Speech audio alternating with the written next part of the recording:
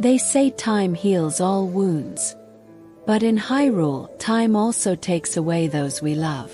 And sometimes it takes so much that even the echo of our memories fades into the wind. The sun rises over empty fields. Dew still clings to the leaves, and the world seems to breathe slowly. The hills, once alive with voices and laughter, now hold a silence that hurts.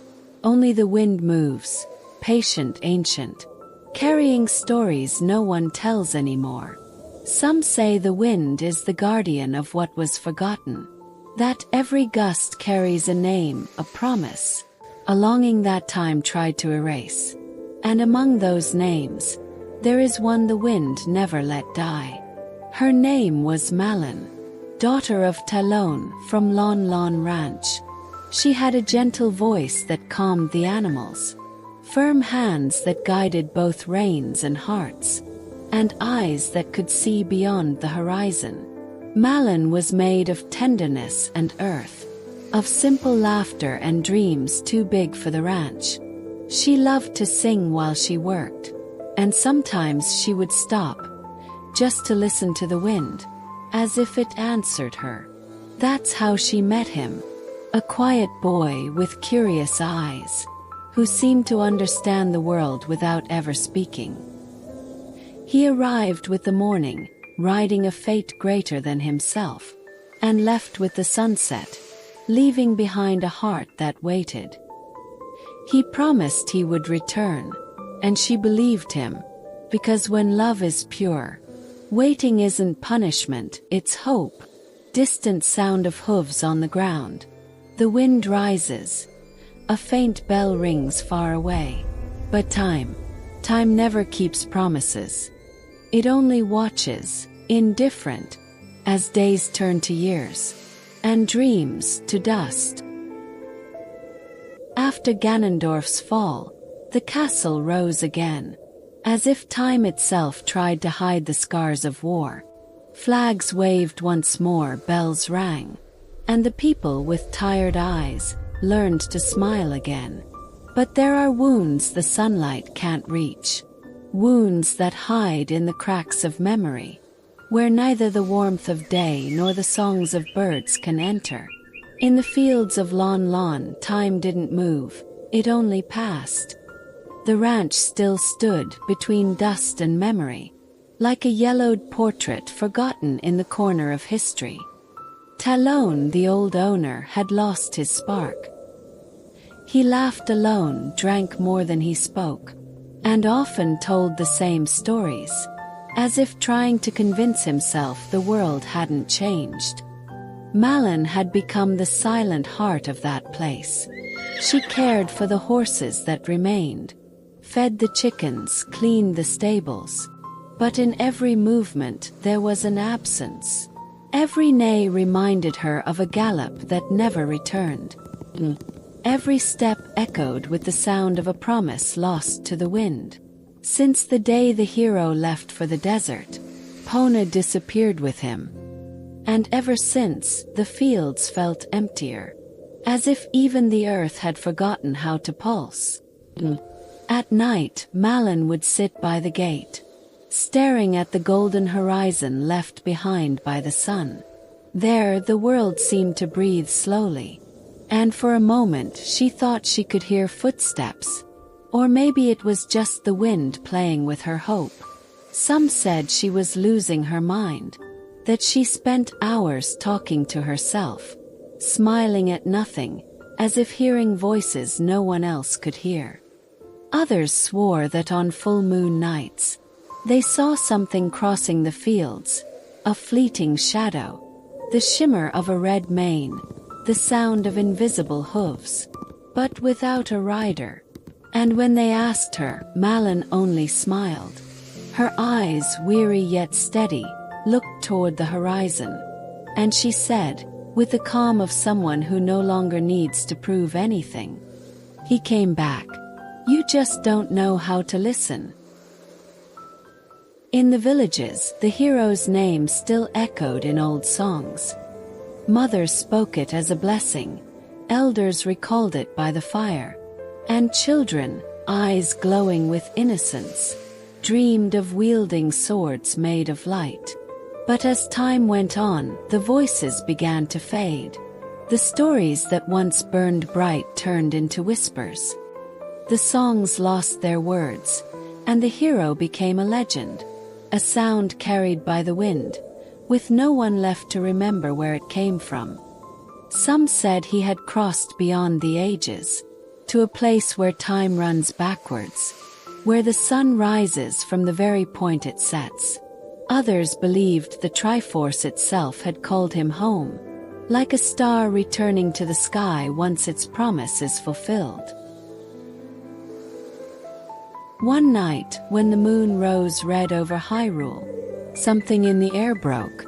It wasn't the same wind as before. It was heavier, older, as if the world itself was holding its breath. Malon felt the cold first. Then came the silence, the kind of silence that comes before the impossible. She rose from the gate. The tall grass trembled under the moonlight, and the sound of the leaves seemed like voices. Old names whispered, names that time tried to erase. Her heart beat slowly, as if waiting for a sign she already knew, as if something deep within her recognized the call. And then she heard it. A gallop. Just one. Strong. Rhythmic. Familiar. The sound tore through the field like a flash of memory. And for a moment, time itself seemed to move backwards. From the shadows, Epona emerged, alone. The mare walked as if carrying the weight of centuries. Her eyes held the light of all 4 seasons. The youth of spring, the fatigue of summer, the loneliness of autumn, and the peace of winter. Dust from countless roads covered her coat, as if every grain told a story the world had forgotten. And when Malon saw her, she understood. No words needed. The hero had kept his promise. He had returned, not in body but in path, in a breath of memory, in an echo of time. She stepped forward, stretched out her trembling hand, touched the red mane. And the wind stopped. For a moment everything was still. Time, sound, even the earth itself. All of Hyrule seemed to bow before them. Epona lowered her head, as if recognizing an old name. And Malon smiled, a tired smile, full of love and farewell. With a trembling voice, she whispered, "I knew you would come back." Then the mare turned toward the horizon, where the moon touched the field like a mirror. Malon followed her gaze, then her steps, and without looking back, she walked beside her, toward the place where the wind is born. The next morning, the villagers found the ranch empty. No voices, no horses, no trace of footsteps, only the gate gently creaking, swaying in the wind, as if someone had just passed through moments ago. The sun rose pale, and mist covered the fields like a veil of forgetfulness. The windows were open, the tools still on the ground, as if time itself had suddenly stopped, as if the world had taken a deep breath and forgotten to exist. The villagers looked at each other in silence. Some called out for Malon, others searched for tracks or horse prints, but all they found was the sound of the wind passing through the fences, carrying notes that almost formed a melody, sad yet serene. And so a new story was born, whispered through time. Some say that on nights when the moon touches Hyrule's gate, you can hear a horse crossing the fields, a sound that begins far away, like a forgotten echo, and grows closer until it feels as if the wind itself has hooves.